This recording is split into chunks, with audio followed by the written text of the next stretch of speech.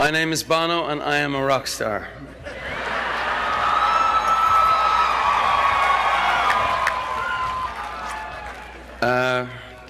Don't get me too excited, because I use four-letter words when I get excited. And I'm that guy. But I'd just like to say to the parents, your children are safe, your country is safe. The FCC have taught me a lesson, and the only four-letter word I'm going to use today is P-E-N-N.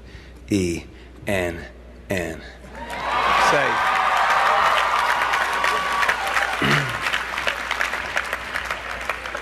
Actually, come to think of it, Bono is a four-letter word. The whole business of obscenity, I don't think there's anything certainly more unseemly than the sight of a rock star in academic robes. It's a bit like when people put their King Charles spaniels in little tartan sweats and hats. It's not natural. And it doesn't make the dog any smarter. It's like, no.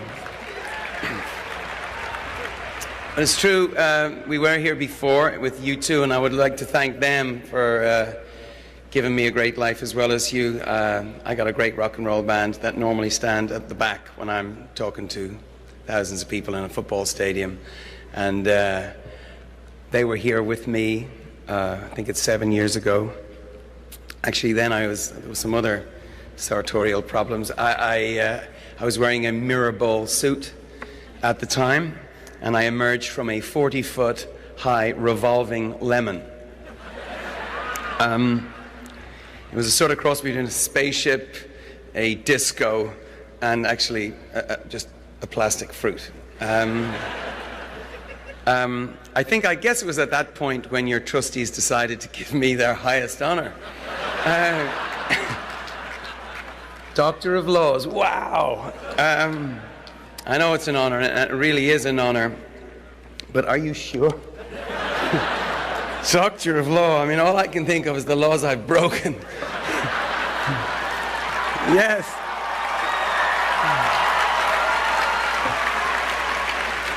Laws of nature, laws of physics, laws of the Commonwealth of Pennsylvania. And on a memorable night in the late 70s, I think it was Newton's law of motion, sickness, or something. But no, it's true, my resume reads like a rap sheet.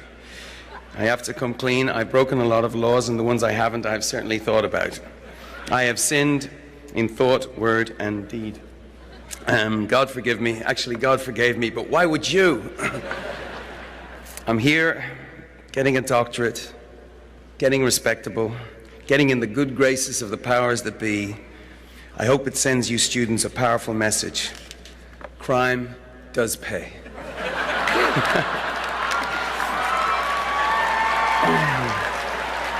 So I humbly accept the honor, keeping in mind the words of a British playwright, John Mortimer it was, no brilliance is needed in the law. Nothing but common sense and relatively clean fingernails. Well, at best, I've got one of the two of those. But no, I never went to college. I've slept in some strange places, but the library wasn't one of them. I studied rock and roll, and I grew up in Dublin in the 70s. Music was an alarm bell for me. It woke me up to the world. I was 17 when I first saw The Clash, and it just sounded like revolution. The Clash were like, this is a public service announcement with guitars. I was the kid in the crowds who took it at face value. Later, I learned that a lot of the rebels were in it for the T-shirt. They'd wear the boots, but they wouldn't march. They'd smash bottles on their heads, but they wouldn't go to something more painful like a town hall meeting. By the way, I felt like that myself until recently. I didn't expect change to come so slow, so agonizingly slow. I didn't realize that the biggest obstacle to political and social progress wasn't the Freemasons or the establishment or the boot heel of whatever you consider the man to be. It was something much more subtle, as the provost just referred to, a combination of our own indifference and the Kafkaesque labyrinth of no's you encounter as people vanish down the corridors of bureaucracy. So that for better or worse, that was my education. I came away with a clear sense of the difference music could make in my own life, in other people's lives, if I did my job right, which, if you're a singer in a rock band, means avoiding the obvious pitfalls, like, say, a mullet hairdo. If anyone here doesn't know what a mullet is, by the way, your education is certainly not complete. I'd ask for your money back. For a lead singer like me, a mullet is, I would suggest, arguably more dangerous than a drug problem. Yes, I had a mullet in the 80s. Now, this is the point where the members of the faculty start smiling uncomfortably and thinking maybe they should have offered me the honorary bachelor's degree. Instead of the full-blown, he should have been the bachelor's one. He's talking about mullets and stuff. And look, if they're asking what on earth I'm doing here, I think it's a fair question. What am I doing here? And more to the point, what are you doing here? Because if you don't mind me saying so, this is a strange ending to an Ivy League education. 4 years in these historic halls thinking great thoughts, and now you're sitting in a stadium better suited for football, listening to an Irish rock star give a speech that is so far mostly about himself. What are you doing here? Actually, I saw something in the paper last week about Kermit the Frog giving a commencement address somewhere. One of the students was complaining, I worked my ass off for 4 years to be addressed by a sock.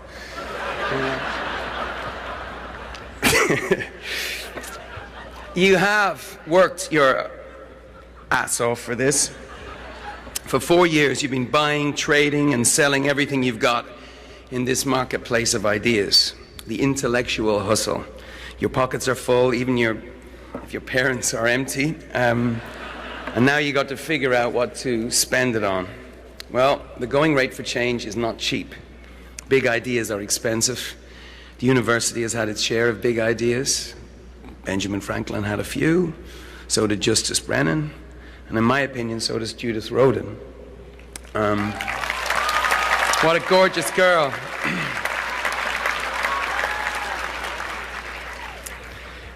They all knew that if you're going to be good at your word, if you're going to live up to your ideals and your education, it's going to cost you. So my question, I suppose, is, what's the big idea? What's your big idea?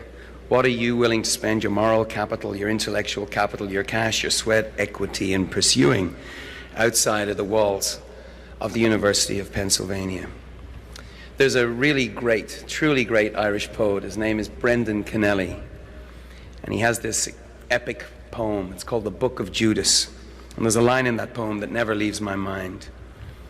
It says, if you want to serve the age, betray it. What does that mean, to betray the age? Well, to me, betraying the age means exposing its conceits, its foibles, its phony moral certitudes.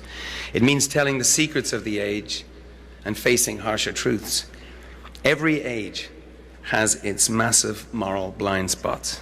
We might not see them, but our children will. Slavery was one of them, and the people who best served that age were the ones who called it as it was, which was ungodly and inhuman. Ben Franklin called it when he became president of the Pennsylvania Abolition Society. Segregation, there was another one. America sees this now, but it took a civil rights movement to betray their age. And 50 years ago, the U.S. Supreme Court betrayed the age. May 17, 1954, it says here, Brown versus Board of Education came down and put the lie to the idea that separate can ever really be equal. Amen to that.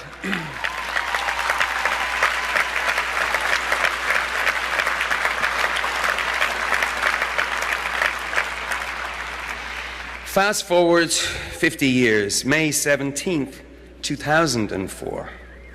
What are the ideas right now worth betraying? What are the lies we tell ourselves now? What are the blind spots of our age? What's worth spending your post-pen lives trying to do or undo? It might be something simple.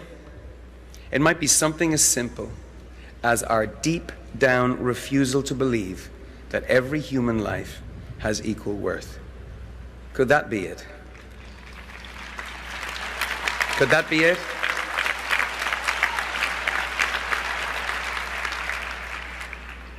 Each of you will probably have your own answer, but for me that is it.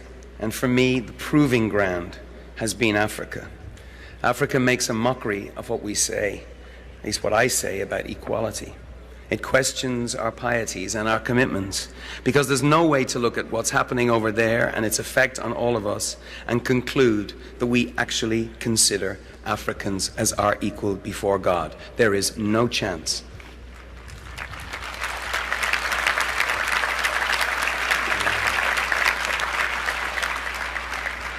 An amazing event happened here in Philadelphia in 1985.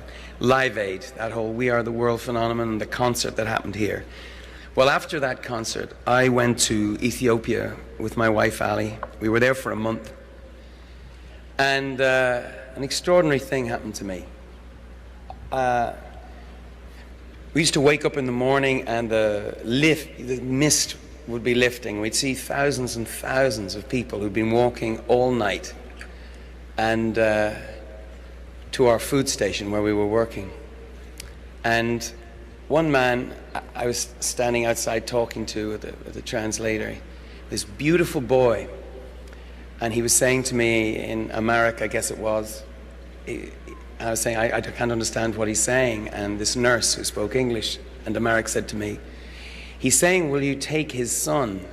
He's saying, please take his son. He would be a great son for you. And I was looking puzzled, and he said, you must take my son, because if you don't take my son will surely die. If you take him, he will go back to where he is and get an education. Probably like the ones we're talking about today. And of course I said, I had to say no, that was the rules there. And I walked away from that, and I've never really walked away from it. But I think about that boy and that man. And that's when I started this journey that's brought me here into this stadium. Because at that moment, I became the worst scourge on God's green earth, a rock star with a cause. Crikey. Except it isn't the cause. 7,000 Africans dying every day of preventable, treatable disease like AIDS. That's not a cause. That's an emergency. And when the disease gets out of control because most of the population live on less than $1 a day, that's not a cause. That's an emergency. And when resentment builds because of unfair trade rules and the burden of unfair debts, that are debts, by the way, that keep Africans poor, that's not a cause. That's an emergency.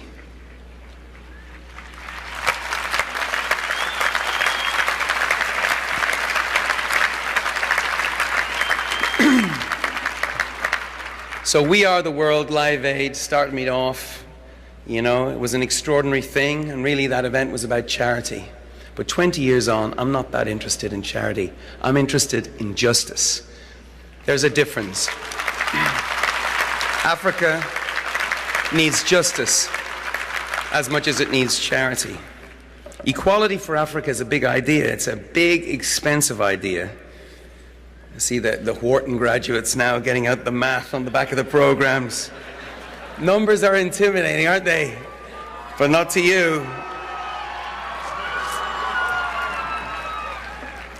But the scale of the suffering and the scope of the commitment, they often numb us into a kind of indifference. Wishing for the end to AIDS and extreme poverty in Africa is like wishing that gravity didn't make things so damn heavy. We can wish it, but what the hell can we do about it? Well, more than we think. We can't fix every problem. Corruption, natural calamities are part of the picture here. But the ones we can, we must. The debt burden, as I say, unfair trade, as I say, sharing our knowledge, the intellectual copyright for life-saving drugs in a crisis. We can do that. And because we can, we must. Because we can, we must. Amen. Sorry. This is the straight truth, the righteous truth. It's not a theory, it's a fact. The fact is that this generation, yours, my generation, that can look at the poverty, we're the first generation that could look at poverty and disease, look across the ocean to Africa and say with a straight face, we can be the first to end the sort of stupid, extreme poverty where in a world of plenty a child can die for lack of food in its belly. We can be the first generation. It might take a while, but we can be that generation that says no to stupid poverty.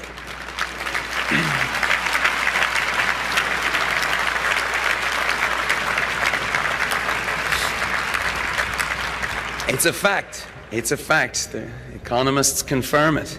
It's an expensive fact, but cheaper than, say, the Marshall Plan that saved Europe from communism and fascism. And cheaper, I would argue, than fighting wave after wave of terrorism's new recruits. That's the economics department over there. Very good. It's a fact, so why aren't we pumping our fists in the air and cheering about it? Well, probably because when we admit we can do something about it, we've got to do something about it. For the first time in history, we have the know-how, we have the cash, we have the life-saving drugs, but do we have the will? Yesterday, here in Philadelphia, at the Liberty Bell, I met a lot of Americans who do have the will. Are you here? There's the 3 million of them over there. From arch-religious conservatives to young secular radicals. I just got an incredible, overpowering sense that this was possible yesterday. We're calling it the One Campaign, to put an end to AIDS and extreme poverty in Africa. They believe we can do it. So do I. I really, really do believe it. And I just want you to know, I think this is obvious, but I'm not really going in for the warm, fuzzy feeling thing. I'm not a hippie. I do not have flowers in my hair. I come from punk rock, all right? The Clash wore army boots, not Birkenstocks, all right? I believe America can do this. I believe that this generation can do this. In fact, I want to hear an argument about why we shouldn't. I know idealism is not playing on the radio right now. You don't see it on TV. Irony is on heavy rotation. The knowingness, the smirk, the tired joke. I've tried them all out. But I'll tell you this, outside of this campus and even inside it, idealism is under siege, beset by materialism, narcissism, and all the other isms of indifference. Bagism, shagism, ragism, dadism, graduatism, jismism, I don't know. Where's John Lennon when you need him? Well, I don't want to make you cop to idealism, not in front of your parents or your younger siblings. But what about Americanism? Will you cop to that at least? It's not everywhere in fashion these days, Americanism. Not very big in Europe, truth be told. No less on Ivy League college campuses. But it all depends on your definition of Americanism. Me, I'm in love with this country called America.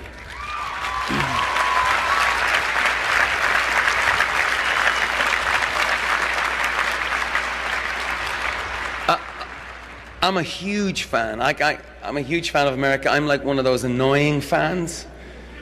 You know, the ones that read the CD notes and follow you into bathrooms and ask you all kinds of annoying questions about why you didn't live up to that, you know. I'm that kind of fan. And I've read the Declaration of Independence, and I've read the Constitution of the United States, and they are some liner notes, dude. And as I said yesterday, I made my pilgrimage to Independence Hall. And I love America because America is not just a country. It's an idea. You see, my country, Ireland, is a great country, but it's not an idea. America is an idea, but it's an idea that brings with it some baggage, like power brings responsibility. It's an idea that brings with it equality, but equality, even though it's the highest calling, is the hardest to reach. The idea that anything is possible, that's one of the reasons I'm a fan of America. It's like, hey, look, there's the moon up there. Let's take a walk on it. Bring back a piece of it. That's the kind of America that I'm a fan of. And in 1971, actually no, in 1771, not great for glam rock that year, but your founder, Mr. Franklin, spent 3 months in Ireland and Scotland to look at the relationship they had with England and see whether this could be a model for America. Whether America should follow their example and remain a part of the British Empire. Franklin was deeply, deeply distressed by what he saw. In Ireland, he saw how England had put a stranglehold on Irish trade, how absentee English landlords exploited Irish tenant farmers, and how those farmers, in Franklin's words, lived in wretched hovels of mud and straw, were clothed in rags, and subsisted chiefly on potatoes. Not exactly the American dream. So instead of Ireland becoming a model for America, America became a model for Ireland in our own struggle for independence. And when the potatoes ran out, millions of Irish men, women, and children packed their bags, got on a boat, and showed up right here. And we're still doing it. We're not even starving anymore. Loads of potatoes. In fact, if there's any Irish out there, I've breaking news from Dublin. The potato famine is over. You can come home now. Sorry. But why are we still showing up? Because we love the idea of America. We love the crackle and the hustle. We love the spirit that gives a finger to fate. The spirit that says there's no hurdle we can't clear and no problem we can't fix. Uh-oh, here comes the Brits. Only joking. Yeah, no problem we can't fix. So what's the problem that we want to apply all this energy and intellect to? Every era has its defining struggle, and the fate of Africa is one of ours. It's not the only one, but in the history books, it's easily going to make the top 5. What we did or what we did not do. It's a proving ground, as I said earlier, for the idea of equality. But whether it's this or something else, I hope you'll pick a fight and get in it. Get your boots dirty, get rough, steel your courage with a final drink there at Smokey Joe's. One last primal scream, and go. Sing the melody line you hear in your own head. Remember, you don't owe anybody any explanations. You don't owe your parents any explanations. You don't owe your professors any explanations.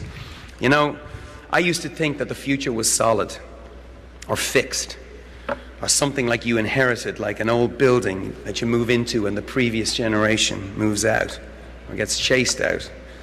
But it's not. The future is not fixed. It's fluid.